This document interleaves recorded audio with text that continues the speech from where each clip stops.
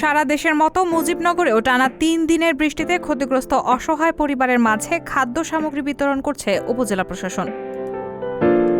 বুধবার সকাল থেকে সারা দিনব্যাপী অসহায় পরিবারগুলোর বাড়িতে যেয়ে নিজ হাতে খাবার সামগ্রী তুলে দিচ্ছেন মুজিবনগর উপজেলা নির্বাহী অফিসার খায়রুল ইসলাম।